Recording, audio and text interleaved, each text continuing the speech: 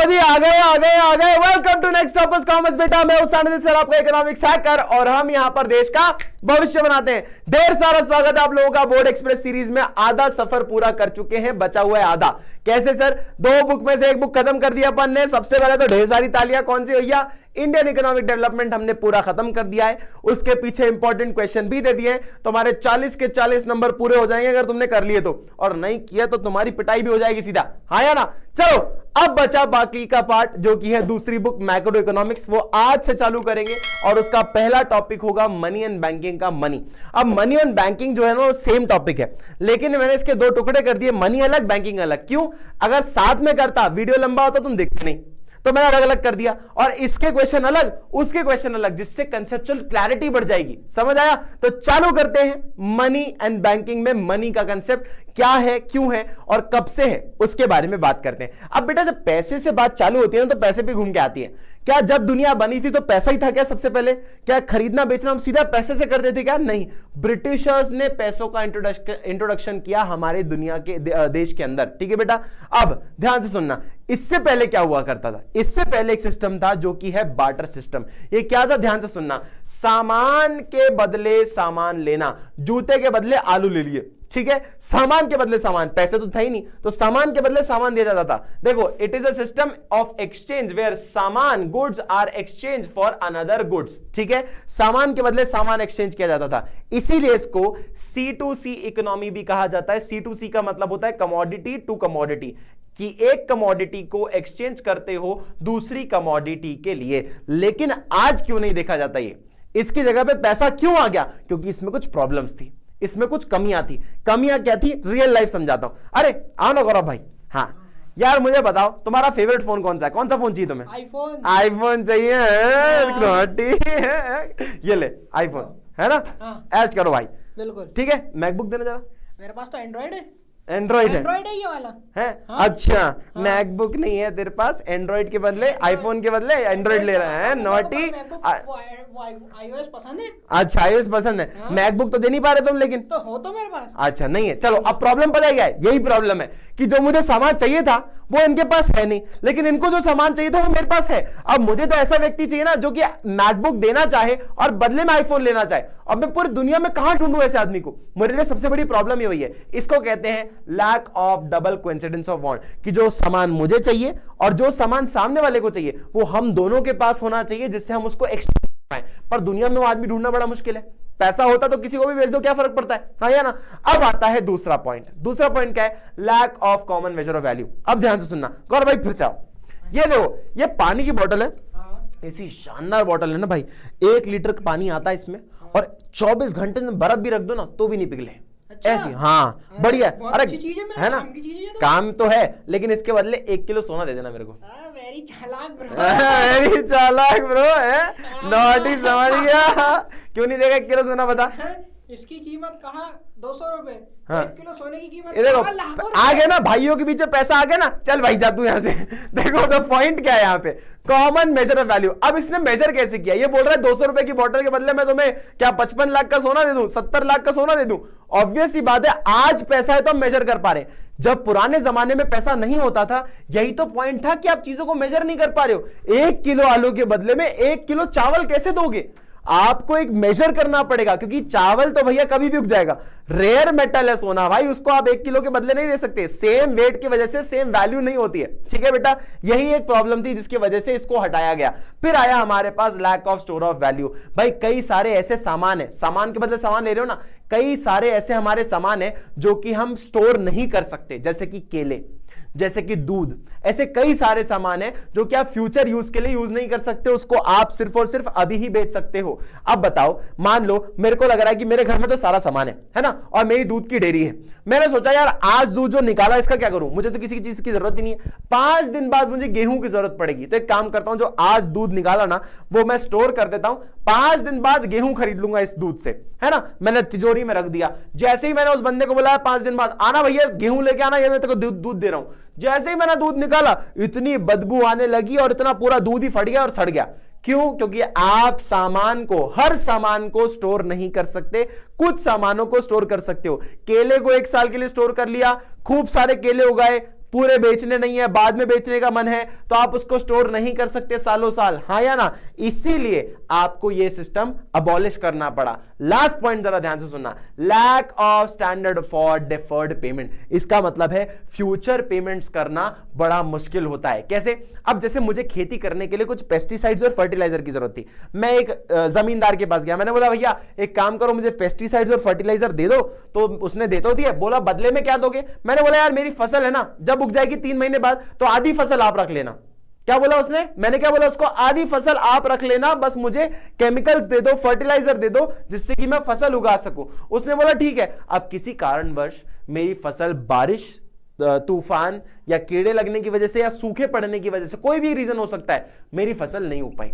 क्या मैं future payment कर पा रहा हूं इनको? नहीं। पर पैसों से फ्यूचर पेमेंट करी जा सकती है कि फ्यूचर में पैसा आएगा तो पेमेंट कर दूंगा। सामान उगेगा कि नहीं उगेगा, वो तो भैया कितना प्रॉब्लम सिचुएशन है ना, एनवायरमेंट की कंडीशन पर डिपेंड कर रहा है कि उसको पैसा मिलेगा कि नहीं मिलेगा, उसको एक्सचेंज मिलेगा कि नहीं मिलेगा। इस चीज को सॉल्व करने के लिए ही हमें बार्टर सिस्टम को अबॉलिश करना पड़ा। क्लियर है बेटा? समझ आया? फटाक से इसका स्क्रीनशॉट ले लो एक बार। हाँ बेटा, अब इस समस्या का समाधान करने के लिए आया हमारे पास पैसा, और पैसा किसने इंट्रोड्यूस किया?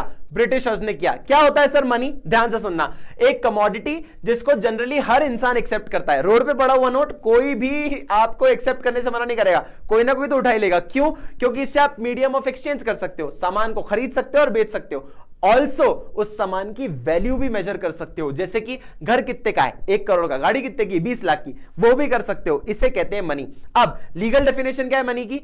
Money is anything which has the legal power. इसके पास लीगल पावर होनी चाहिए। कैसी होती है लीगल पावर? ये देखो, आरबीआई का सिंबल और गवर्नर के साइन, ये दोनों आपको लीगल पावर देते हैं। ये होता है हमारा करेंसी। ठीक है बेटा, इसको लीगल पावर मिलती है कोई भी सामान के एक्सचेंज करने की, खरीदने बेचने की। ऑल्सो कर्जा चुकाने की पावर भी इसी के थ्रू आती है। अगर किसी के इंसान के ऊपर कर्जा है तो वो पैसा चुका के, ये लीगल मनी चुका के अपना कर्जा खत्म कर सकता है। इसे कहते हैं लीगल डेफिनेशन ऑफ मनी। अब ये होते हैं 2 प्रकार के, एक होता है लीगल टेंडर मनी जिसको हम फिएट मनी कहते हैं, एक होता है नॉन लीगल टेंडर मनी जिसको हम फिड्यूशरी मनी कहते हैं।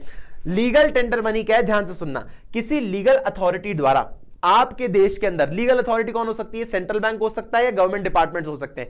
इनके द्वारा आपकी इकोनॉमी में कुछ सिक्के और कुछ करेंसी नोट्स इशू करे जाते हैं, उसे हम लीगल टेंडर मनी या फिएट मनी कहते हैं। जैसे कि मिनिस्ट्री ऑफ फाइनेंस द्वारा इशू किया जाता है 1 रुपए का सिक्का, और 2 रुपए से लेकर 500 तक के नोट और सिक्के इशू किए जाते हैं आरबीआई द्वारा।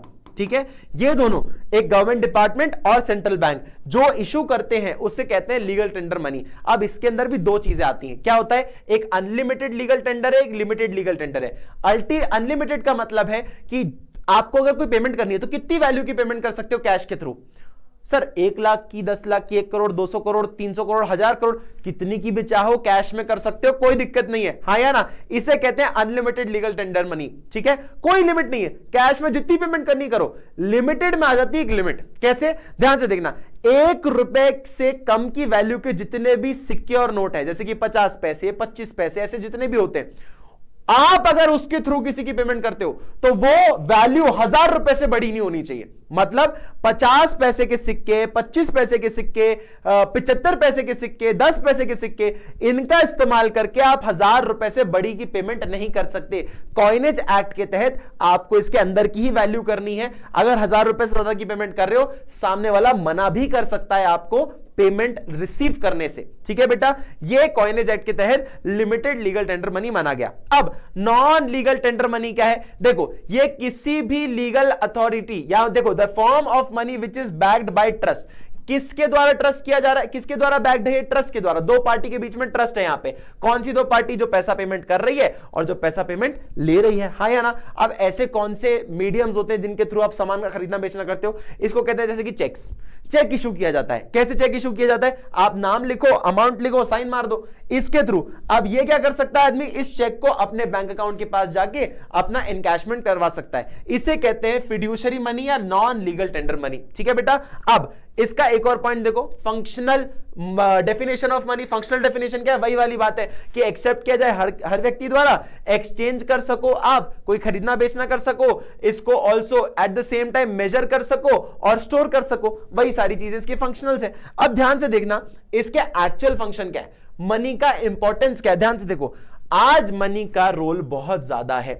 आपको घर बार चलाना हो, अपने खर्चे पूरे करने हो, शौक मौज पूरे करने हो, पैसे से ही इंसान की वक्त है आज की डेट में, इतना बड़ा इंपॉर्टेंट रोल है। ठीक है बेटा, अब in the present era we can not function without the use of money. बिना पैसे का इस्तेमाल करे आप क्या नहीं कर सकते, कुछ भी नहीं कर सकते आज की डेट में। तो इसके जो दो मेजर फंक्शंस हैं, एक है प्राइमरी फंक्शन, दूसरा है सेकेंडरी फंक्शन। प्राइमरी फंक्शन क्या था? एलिमिनेट करो सारी प्रॉब्लम्स जो बार्टर सिस्टम के थ्रू होती थी, जो बार्टर सिस्टम के थ्रू जो प्रॉब्लम्स होती थी उनको एलिमिनेट करो, इसका प्राइमरी फंक्शन था। जैसे कि मीडियम ऑफ एक्सचेंज, वहां पे डबल कोइंसिडेंस ऑफ वांट था ना, उसका लैक हो रहा था, इसने मीडियम ऑफ एक्सचेंज के थ्रू कर दिया कि भैया मुझे सामान नहीं ढूंढना पड़ेगा कि जिसके पास सामान हो वो वाला और जो मुझे बेचना हो वो दोनों आदमी ढूंढने पड़ेंगे, मैं पैसे के थ्रू कर दूंगा। ठीक है, unit of account, common measure of value, हर चीज पैसों में तोली जा सकती है, हाँ या ना। फिर आता है सेकेंडरी फंक्शन। सेकेंडरी फंक्शन क्या बोलता है? ये एक्सपैंड करता है हमारे मार्केट साइज को, उसके फंक्शनिंग को। कैसे? सामान नहीं पैसे को स्टोर करके, सामान नहीं पैसे को स्टोर करके। ऑल्सो फ्यूचर पेमेंट्स करनी हो तो मनी के थ्रू कर सकते हो। अब ध्यान से देखो, एक एग्जांपल से समझाता हूं। फंक्शनिंग ऑफ मनी प्राइमरी और सेकेंडरी। प्राइमरी में क्या है? मीडियम ऑफ एक्सचेंज, 10 रुपए देकर तुरतुरे ले सकते हो तुम लोग, ठीक है, मीडियम ऑफ एक्सचेंज हो गया, पैसा दिया सामान ले लिया। मेजर ऑफ वैल्यू, 80,000 के शूज है, इसमें तेरा घर चले जाएगा, तो भैया कैसे किया? जूते की वैल्यू कितनी थी? 80,000, पैसों में तोल ली हमने। सेकेंडरी फंक्शन क्या है? Standard of deferred payment, future में पेमेंट कर देंगे, 25 दिन में पैसा डबल। पैसा कब मिलेगा? 25 दिन बाद मैं कर दूंगा पैसे पेमेंट, ठीक है। Store of value, store of value क्या बोलता है? ये एक ऐसी वैल्यू है जिनको हम स्टोर करके रख सकते हैं, फ्यूचर में जाके आपको इस्तेमाल करना हो तो आप इसको स्टोर कर सकते हो, सामान को नहीं कर सकते, सड़ जाएगा। ठीक है, चलो अब आता है हमारे पास इवोल्यूशन ऑफ मनी। कैसे मनी इवॉल्व हुआ? Money finds its origin to facilitate the need of exchange and to overcome the drawbacks of barter system.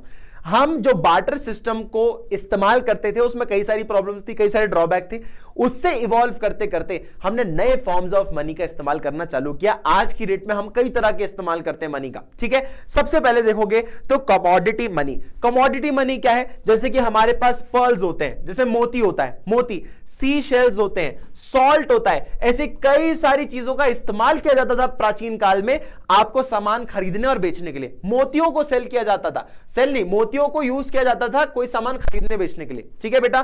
पर जैसे कमोडिटी से हम मेटेलिक मनी पे आए, जहां पे हमने सोने की मुद्राएं, मोहरे, इनका इस्तेमाल करना चालू किया। आपको याद होगा मूवीज में दिखाते हैं या किसी किताबों में लिखा होता है हम सोने की मुद्राओं का इस्तेमाल करते थे, जैसे कि ये देख सकते हो, हाँ या ना।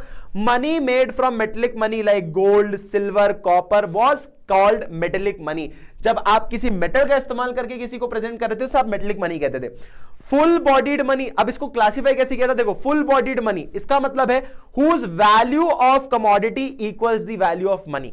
मतलब जैसे कि सिक्के की वैल्यू और मनी की वैल्यू सेम होगी। जैसे कि आप आज देख सकते हो एक 10 ग्राम का सिक्का जो आता है सोने का, उसकी वैल्यू कितनी है? उसकी वैल्यू है भैया आपकी 70,000 80,000 रुपए मान लो, ठीक है। और ये वैल्यू कितनी होगी सोने के सिक्के की? इसकी भी 80,000 रुपए है। तो इसे हम फुल बॉडीड मनी कहते हैं कि सिक्के की एक्चुअल वैल्यू और सिक्के की वैल्यू मनी में दोनों सेम है, ठीक है।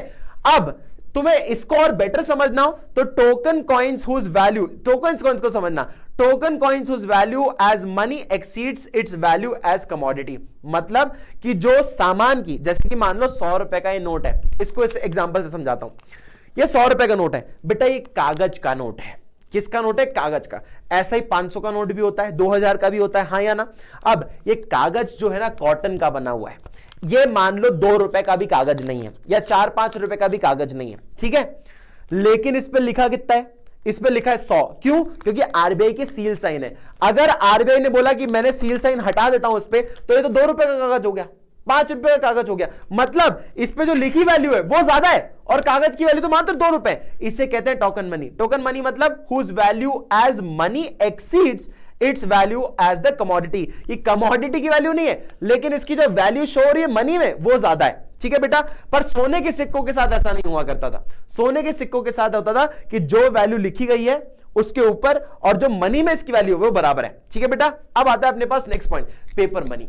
पेपर मनी आपका वो गवर्नमेंट द्वारा ऐसे इशू करे जाने वाले कई सारे मनी तरह होते हैं। ऑल्सो कई सारे फॉर्म्स ऑफ मनी है। देखो, money made of paper is known as paper money. अभी पेपर मनी मतलब क्या है? पेपर के इस्तेमाल करके आपने मनी बनाया हुआ है। Representative paper money, representative paper money which is backed by equivalent amount of gold and silver reserve. ठीक है, ये sovereign government gold bond scheme है, सोवेरियन गोल्ड बॉन्ड स्कीम है। ऑन पेपर आपने सोना खरीद लिया, अब तुम 10 ग्राम का सोना खरीदो या 10 ग्राम का सोना खरीदो, एक्चुअल में तुम्हारे पास सोना हो या पेपर पे तुम्हारे पास सोना हो, यह पेपर भी मनी को रिप्रेजेंट ही करता है। ठीक है बेटा, क्या बोल रहे हो कि मैं 1 तोला सोना खरीद के लेके आया, पेपर में है मेरे पास, तो वो भी तो उतनी वैल्यू का है ना जितना एक्चुअल कॉइन होता है, हाँ या ना। तो रिप्रेजेंटेटिव पेपर मनी का मतलब है ये पेपर मनी की वैल्यू को दर्शाता है। अगर ये मैंने पेपर सेल किया तो मुझे बदले में 80,000 रुपए मिलेंगे। ये ले लो या सोने का सिक्का ले लो, बात ही बराबर है। ऑन पेपर खरीद लिया आपने या फिर एक्चुअल सोना खरीद लिया, बात एक ही है। ये ऑन पेपर होता है, ठीक है, ये रिप्रेजेंटेटिव मनी है, रिप्रेजेंट करता है मनी की वैल्यू को। कन्वर्टेबल पेपर मनी क्या होता है? कन्वर्टेबल पेपर मनी का मतलब है जो कि दूसरे करेंसी में कन्वर्ट हो सके। जैसे कि देखो, for which the government or central bank assures the convertibility to either gold or silver or as a fixed rate, या फिर किसी और दूसरी करेंसी में आप इसको चेंज कर सको। जैसे यूएस डॉलर को अपन इंडियन रुपये में कन्वर्ट कर सकते हैं। इनफैक्ट ये 100 रुपए का जो नोट है, अगर मान लो कल को बैंक बोल दे या देश के गवर्नमेंट बोल दे कि भैया ये जो नोट है ना, ये नोट कल से कागज का टुकड़ा हो जाएगा, जो कि डिमोनेटाइजेशन के टाइम पे हुआ, तो इसीलिए लोगों ने क्या किया, उसको नाली में बहा दिया, क्योंकि आज से वो सिर्फ कागज का टुकड़ा है। सरकार ने बोला आज से वो डिमोनेटाइज हो चुके हैं। तो ये कागज के टुकड़े की क्या वैल्यू है? ये वैल्यू, जितना भी पैसा ये प्रिंट करते हैं ना, उतना ही वैल्यू का सोना इनके पास रखा होता है रिजर्व्स में। तो जितना सोना रखते हैं उतना ही वैल्यू के नोट इशू करते हैं। ठीक है बेटा, तो ये कहां से एक्सचेंज किए जा सकते हैं? ये कन्वर्ट किए जा सकते हैं कल को कि पेपर की वैल्यू अगर कुछ ना बचे तो इतने नोट जाके आप दे देना, इतने बदले का आपको सोना मिल जाएगा। ठीक है बेटा, इसे इनको क्या कहते हैं? कन्वर्टेबल पेपर मनी कहते हैं। इनकन्वर्टेबल पेपर मनी क्या है? For which government does not give any assurance for conversion of gold or silver. जैसे कि अर्जेंटीना पीसोस, अर्जेंटाइन पीसोस एक ऐसी करेंसी है जिसको आप कन्वर्ट नहीं कर पाते बिकॉज ऑफ सेवरल रीजंस। मत घुसो उसके अंदर क्योंकि कोई पूछने नहीं वाला। ठीक है, काफी ज्यादा हाई इन्फ्लेशन और कई सारे ऐसे प्रॉब्लम्स हैं जिनकी वजह से इसका एक्सचेंज नहीं मिलता है। अर्जेंटीनियन पेसोस का आपको कोई एक्सचेंज नहीं मिलने वाला, ना सोने का ना करेंसी का। ठीक है बेटा, ये पेपर मनी था। अब आता है क्रेडिट मनी। क्रेडिट मनी क्या है? ध्यान से देखो, it refers to the bank deposits with bank which are withdrawable through a cheque. कि भैया आपने क्या किया, जैसे चेक होता है, चेक का इस्तेमाल करके आपने पैसा विड्रॉ कर दिया, those are known as credit money. कि आपने बैंक को पैसा दिया था, हाँ या ना, बैंक के पास पैसा आया, जिसको जरूरत पड़ी उसको भी दे सकता है। ऑल्सो आप उसको एज ए लाइबिलिटी दे रहे हो, संभालने को दे रहे हो अपना पैसा, तो बाद में अगर आप विड्रॉ करवाते हो तो इसको आप क्रेडिट मनी कह सकते हो। ठीक है, कि आपने अपना पैसा संभालने के लिए किसी और को दे दिया और बैंक फिर किसी और को इशू कर देता है, या आपको भी दे सकता है चेक को विड्रॉल करने के बाद। ठीक है बेटा, प्लास्टिक मनी क्या होता है? प्लास्टिक मनी ये स्मार्ट कार्ड्स होते हैं, क्रेडिट कार्ड, डेबिट कार्ड, ये सब क्या है? ये आपकी प्लास्टिक मनी कहलाते हैं। ठीक है बेटा, फटाक से इसका स्क्रीनशॉट ले लो एक बार। चलो बेटा जी, अब बात करेंगे एक बहुत ही इंपॉर्टेंट एस्पेक्ट पे जिसका नाम है मनी सप्लाई। सर ये क्या है? ध्यान से सुनना बेटा। The total stock of money in circulation among the public at a particular point of time is called money supply.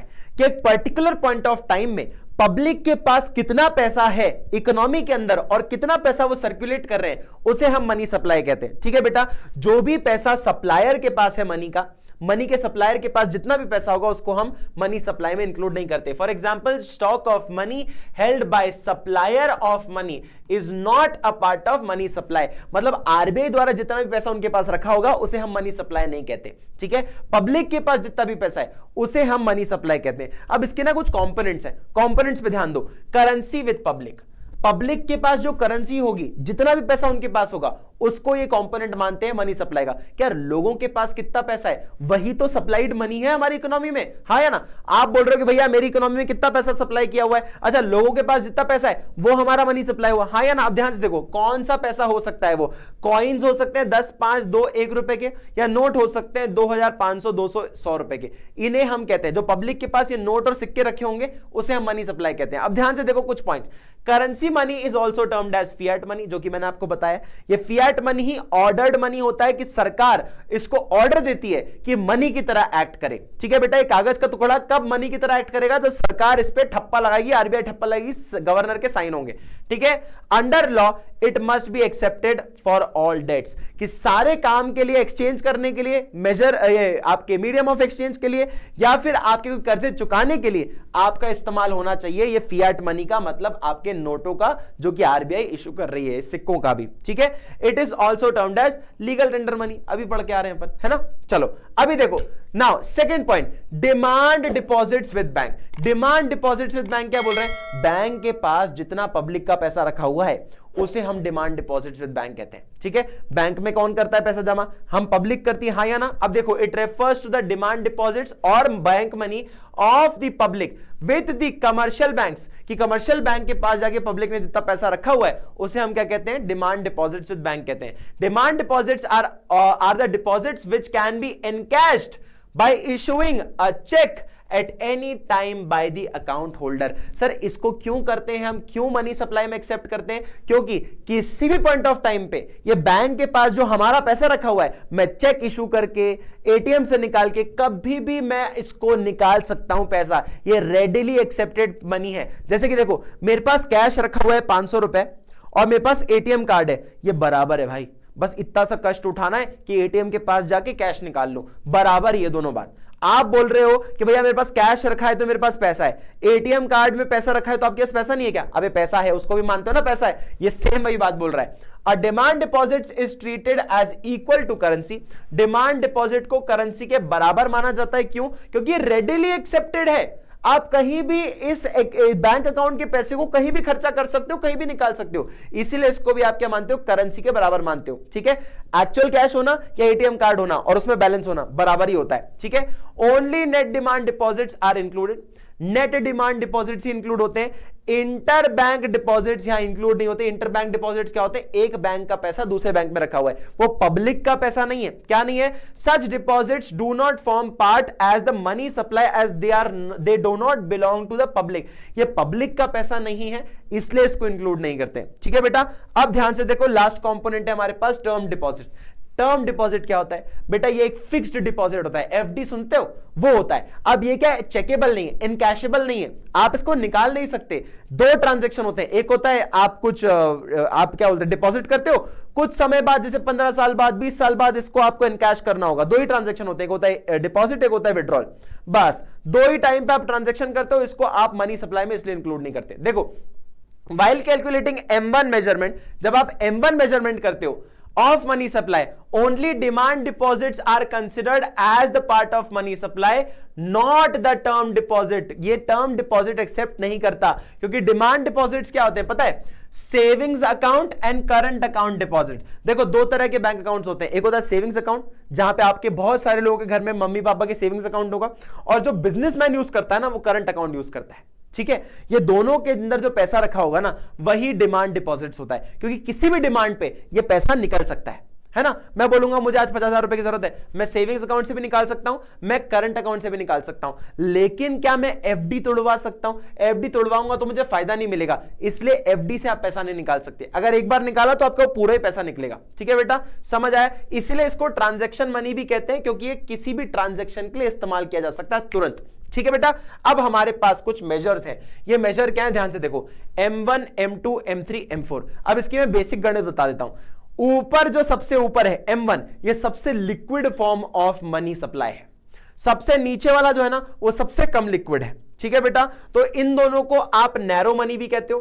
क्या कहते हो बेटा? नैरो मनी भी कहते हो। ठीक है, और इन दोनों को आप क्या कहते हो बेटा? इन दोनों को आप कहते हो ब्रॉडर मनी। ठीक है, ब्रॉड मनी भी कहते हो। ठीक है, अब ये दो होते हैं आपके पास, ध्यान से सुनना। M1 के अंदर आप देखो करेंसी विद पब्लिक, अभी मैंने बोला था ना कि कितने पब्लिक के पास कितना पैसा है, कितने हेल्ड किए हुए हैं, वो इसके अंदर आता है। डिमांड डिपॉजिट्स आ जाते हैं, तो अपन ने समझा, और अदर डिपॉजिट्स विद आरबीआई, जो अदर डिपॉजिट्स होंगे आरबीआई के पास, वो भी आते हैं इसके अंदर। इसको मैं बेसिक फॉर्मूले से बता सकता हूं। M1 को आप याद करने के लिए बोल सकते हो CC plus DD plus OD। CC मतलब currency coins with public, currency coins with public, CC। Demand deposits with bank और other deposits with RBI, CC plus DD plus OD. ठीक है बेटा, फिर आता है M2। M2 में ये सारे M1 के जो तीनों नाम है ये तीनों होंगे, plus post office savings bank deposit भी होते हैं। क्या होते हैं बेटा? Post office saving deposit bank भी होते हैं। ठीक है बेटा, ये जितना भी post office savings bank deposit होंगे वो भी इसके अंदर इंक्लूड हो जाते हैं। ठीक है बेटा, फिर आता है M3। M3 में सारे के सारे M1 वाले ये तीनों नाम होंगे, CC plus DD plus OD, पर इसमें ये नहीं होता, पोस्ट ऑफिस वाली चीज नहीं होती है। इसमें क्या आता है? इसकी जगह पर रिप्लेस कर दिया जाता है time deposits with commercial bank. Time deposits मतलब टर्म डिपॉजिट्स होते हैं। ठीक है बेटा, समझ आया? वो सारे डिपॉजिट्स इसके अंदर इंक्लूड हो जाते हैं जो कि फिक्स्ड डिपॉजिट टाइप की चीजें होती है, एफडी होती है जो। ठीक है, अब ध्यान से सुनना, अब इसके आगे मैं ये भी जोड़ दूं, total post office deposits excluding NSC, जो कि होता है नेशनल सेविंग सर्टिफिकेट। मतलब ये लाइन मैं इसके आगे जोड़ दूंगा ना तो मेरा M4 बन जाता है। देखो अब क्या लिखा हुआ है, M3 में क्या आता है? M1 तो ऑलरेडी है और इसके सामने ये चीज है, मतलब M3 will be M1 plus time deposits with commercial bank plus एक total post office deposit exclude कर दूं मैं, टोटल पोस्ट ऑफिस डिपॉजिट्स ले लूं एक्सक्लूडिंग एनएससी, ये आपका आ जाएगा M4। क्या आ जाएगा बेटा? M4। मतलब M3 की सारी चीजें प्लस आपने टोटल पोस्ट ऑफिस डिपॉजिट्स डाल दिए एक्सक्लूडिंग क्या? National saving certificate. तुम एक बार देखोगे ना तो तुम्हें समझ आ जाएगा, ये बहुत आसानी से आ जाएगा। सिंपल कंसेप्ट है, एक बार वापस बता देता हूं। M1 सबसे लिक्विड है, तीन चीजें आती हैं, CC plus DD plus OD, currency coins with public, demand deposits with bank और अदर डिपॉजिट्स विद आरबीआई। इसके आगे मैं एक और चीज जोड़ दूं, क्या हो जाएगा? वो post office savings bank deposit, तो ये M2 बन जाएगा। क्या बन जाएगा? M2। ठीक है, अब नेक्स्ट बनाने के लिए मैं ये post office savings bank deposit को हटा देता हूं, सिर्फ ये तीन ही रखे हुए हैं। इनके आगे मैं टाइम डिपॉजिट्स मतलब एफडी वगैरह टर्म डिपॉजिट्स को मैं रख देता हूं कमर्शियल बैंक के साथ, तो मेरा क्या बन जाएगा? M3 बन जाएगा। ठीक है, और जैसे ये M3 बनेगा, M3 के आगे मैं सिर्फ एक और चीज जोड़ दूं, total post office deposits exclude करने पड़ेंगे एनएससी जो कि नेशनल सेविंग सर्टिफिकेट्स है, आपका आ जाएगा M4। बस और कुछ नहीं है। होगा क्या? आपके पास एक क्वेश्चन आ सकता है जिसमें बोला जाएगा M3 निकाल के बताओ। आपके पास लिस्ट दी गई होगी, सबके अमाउंट दी गए होंगे, बस ऐड करके अमाउंट निकाल के बता देना, बहुत सिंपल है। ठीक है बेटा, चलो जी, अब यहां पे देख लो क्या लिखा है, M1 और M2 नैरो मनी होता है, M3 और M4 क्या होता है? ब्रॉड मनी होता है। यहां पे मैंने लिख ही दिया था। क्लियर बेटा? चलो अब आता है लास्ट पॉइंट जिसको कहते हैं high powered money. High powered money क्या होता है? ये वो मनी है जो कि प्रोड्यूस किया जाता है आरबीआई और गवर्नमेंट द्वारा। सर ये आरबीआई और गवर्नमेंट द्वारा प्रोड्यूस किया जाता है? हाँ बेटा, इसके अंदर दो चीजें होती है, जो करेंसी पब्लिक के पास है, जो पब्लिक के पास पैसा है हाथ में वो, और cash reserves with bank, bank के पास जो कैश रिजर्व रखे हुए हैं ना, उनको दोनों को मिलाकर ये आपका हाई पावर्ड मनी बनता है। देखो नॉर्मली मनी क्या होता है? नॉर्मली अब देखो मनी और हाई पावर्ड मनी में मैं कंपैरिजन करूंगा ना, आपको अपने आप समझ आ जाएगा। मनी जो है वो कंसिस्ट करता है करेंसी एंड डिमांड डिपॉजिट्स दोनों मिला के, जो करेंसी पब्लिक के पास है और जो डिमांड डिपॉजिट्स बैंक में पैसा जो है और पब्लिक के हाथ में जो कैश है, दोनों को मिला के मनी बनता है। ठीक है, मनी इज जो हाथ में कैश रखा है और जो बैंक में पैसा रखा है, वो दोनों मिला के मनी है। हाई पावर्ड मनी क्या है? हाई पावर्ड मनी है जो करेंसी आपके पास हाथ में है पब्लिक के पास, और जो कैश रिजर्व्स बैंक के पास रखे हुए हैं, सीआरआर एसएलआर के बारे में सुना है, cash reserve ratio, statutory liquidity ratio, in ratio जो आप रखे हुए हो, कैश रिजर्व रखे हुए, इन दोनों को मिला के आप हाई पावर्ड मनी बनाते हो। ठीक है, it means currency held by the public is common in both. Currency जो पब्लिक के पास है वो दोनों कॉमन है, लेकिन डिफरेंस वाला फैक्टर क्या है? मनी में आप क्या इंक्लूड करते हो? डिमांड डिपॉजिट, बैंक के पास जो आपने डिपॉजिट्स किए हैं वो, और हाई पावर्ड मनी में आप इंक्लूड करते हो जो रिजर्व्स आपने बैंक के पास रखे हुए हैं वो। ठीक है बेटा, सिर्फ इतना सा फर्क है। H is high powered money as compare to M, because आपका कैश रिजर्व जो है H वाला पार्ट है, serves as the actual base for generation of demand deposit. Demand deposit के जनरेशन के लिए कितना पैसा बैंक के पास आ जाएगा वो किस पे डिपेंड करता है? आपके पास जो कैश रिजर्व्स है ना उनके ऊपर करता है। अब ये कैसे करता है, क्यों करता है, ये सब अपन बैंकिंग वाले टॉपिक में पढ़ेंगे। कैसे मनी का क्रिएशन होता है, कैसे क्रेडिट का क्रिएशन होता है, वो सब हम मनी वाले पार्ट में पढ़ेंगे। ठीक है बेटा, चलो जी अब बात करते हैं, फटाक से क्वेश्चन कर लेते हैं एक आध और फिर आपकी क्लास को समाप्त करते हैं, फिर बैंकिंग वाली पार्ट में पढ़ेंगे। The value of all goods and services can be expressed in monetary unit. Monetary unit में आप जब सामान की वस्तुओं को वैल्यू को मेजर कर सको, उसको क्या बोलते हैं? उसको बोलते हैं क्या? Medium of exchange. बेटा ये तो एक्सचेंज करना होता है, खरीदना बेचना होता है। स्टोर ऑफ वैल्यू मतलब आप पैसे को स्टोर करके रख सकते हो। Means of deferred, standard of deferred payment, future में पेमेंट कर सकते हो। Unit of account is the right answer, जिसको हम मेजर ऑफ वैल्यू भी कहते हैं दूसरे शब्दों में। आपका सवाल क्या पूछा? सवाल पूछ रहा है कि आप सामान और सर्विस की वैल्यू को कैसे मेजर करोगे? भैया मनी के थ्रू कर सकते हो। उसे हम कौन सा पॉइंट बोलते हैं? हम बोलते हैं मेजर ऑफ वैल्यू या यूनिट ऑफ अकाउंट। ठीक है बेटा, फिर एक और क्वेश्चन करते हैं, चलो। Money is an asset which can be stored for future use. Future में इसको स्टोर करके आप इस्तेमाल भी कर सकते हो। तो ये कौन सा फंक्शन है? कौन सा फंक्शन है मनी का?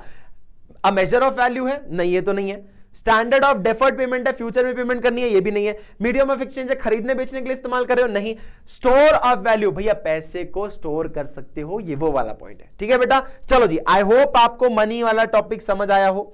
ऐसे कई सारे क्वेश्चंस मैंने ऑलरेडी दे दिए, इसको प्रैक्टिस कर लेना। आई होप कि आपको वीडियो पसंद आया हो। लाइक करिएगा, शेयर करिएगा और खूब सारे बच्चों तक ये वीडियो को शेयर करिएगा, जिससे कि हम खूब आगे जाएं, खूब मेहनत करें और आपका 80 में से 80 लाने का सफर पूरा करें। Thank you so much everyone.